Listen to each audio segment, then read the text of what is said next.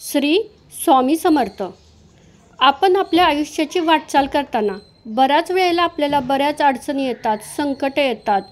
त्यावेळेला आपल्याला असं वाटतं की आपल्याजवळ कोणीतरी असा गुरु असावा जो आपल्याला व्यवस्थित मार्गदर्शन करेल, किंवा बऱ्याच वेळा आपलं अशांत झालेलं मन शांत करायची गरज असते, भरकटलेल्या मनाला स्थिर करायची गरज असते.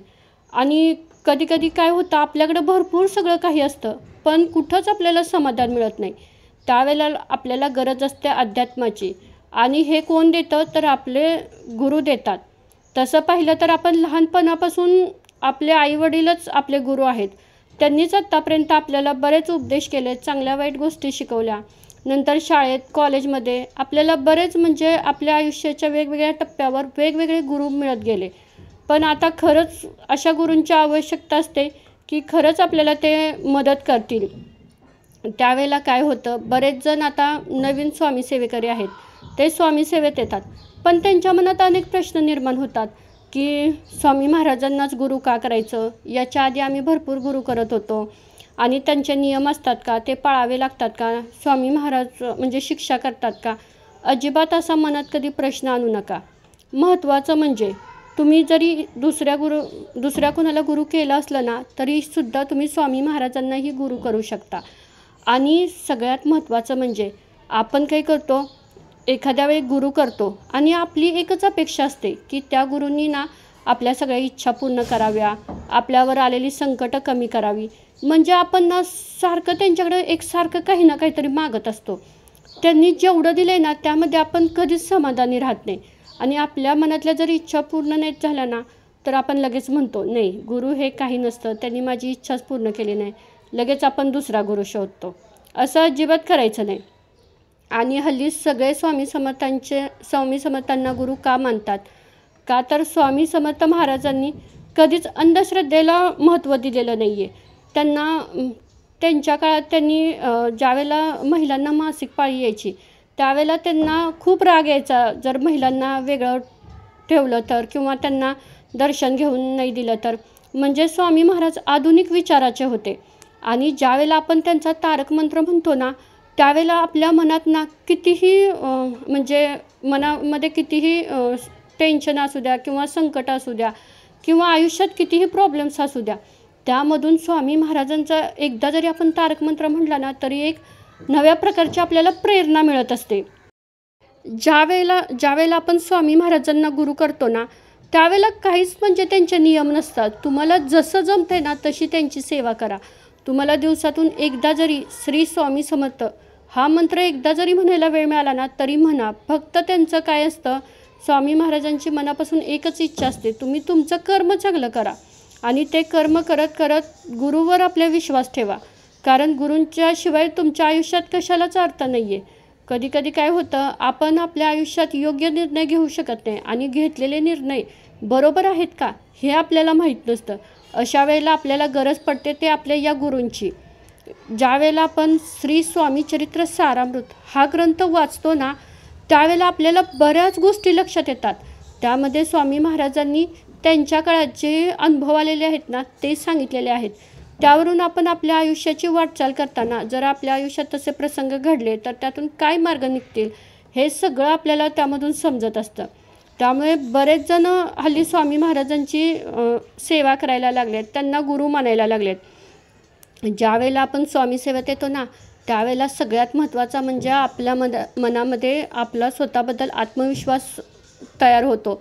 आपण कोणतीही गोष्ट करू शकतो. आणि जरी एखादं संकट आलं किंवा एखादं टेन्शन असलं तरी त्यातून मी बाहेर पडणार आहे हा विश्वास स्वामी महाराज आपल्या भक्तांना नेहमी देत असतात. ठीक आहे, स्वामी महाराजांची सेवा करून सेवा फक्त गाडी, नोकरी, बंगला यासाठीच करायची नाही, तर आपल्याला एक चांगलं माणूस म्हणून जगायचं आहे. आणि आपल्याकडे भरपूर पैसा असेल पण जर आपल्याकडे मनशांती नसेल तर त्याचा काय उपयोग? स्वामी सेवेत आल्यानंतर आपल्याला या सगळ्या गोष्टी मिळत असतात.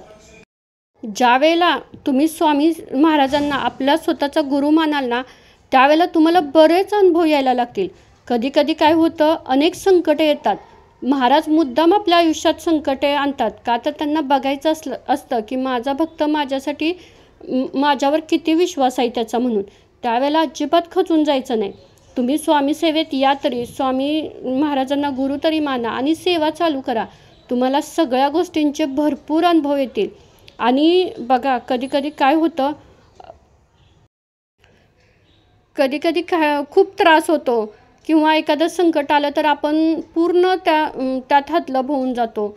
कसं करायचं, कसं जगायचं, असे बरेच अनेक प्रश्न आपल्या मनात उभे राहत असतात. त्यावेळेला एकच करायचं, फक्त मनात एक विश्वास ठेवायचा, स्वामी महाराज आहेत ना, एवढे ब्रह्मांडांचे नायक आपल्यासोबत आहेत, मग आपण कशाला टेन्शन घ्यायचं.